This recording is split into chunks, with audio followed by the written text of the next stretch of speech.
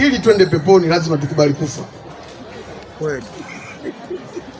Sasa ndugu wazazi wenzangu, naona wengi tunataka kwenda peponi lakini kufa hatutaki. Kwa nini nimesema hivi? Ili tufanikiwe lazima tuumie. Ili tufanikiwe lazima tuumie.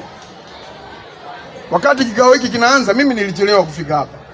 Ilikuwa ofisini kwangu. Makamu akawa ananisisitiza nifanye haraka nije hapa. Lakini kwa nini nilichelewa?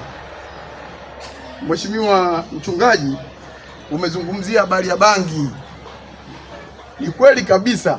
Huko nyuma bangi ilikuwa ina wanafunzi wengi sana walikuwa wanavuta bangi.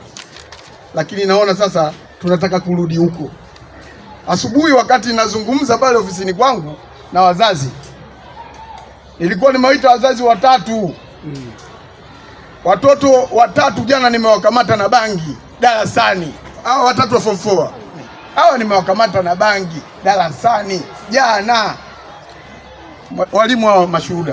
Kwa sababu sikutaka tukio lile lilivyotokea lisiwahusishe.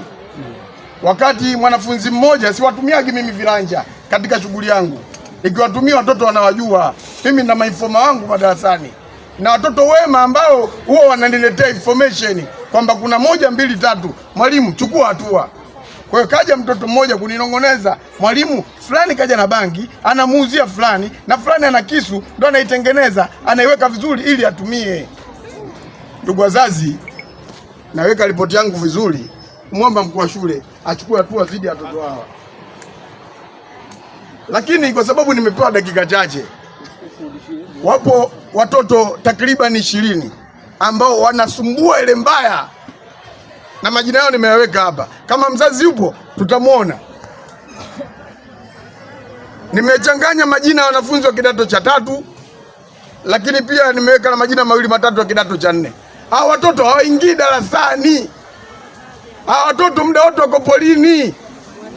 Sasa tunataka tufaulishe, wako polini. Tunafaulisha vipi?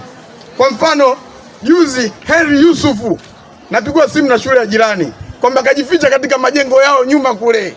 Muda wa vipindi kakaa nyuma nje kule. Muda wa vipindi. Mimi nikamuita mgambo wa shule, nikamwambia twende kazini. Tukaone kama kweli. Sababu yeye kalala, wenzio wamekaa pembeni wanavuta sigara. Sasa ngoja kwa nisome haya majina.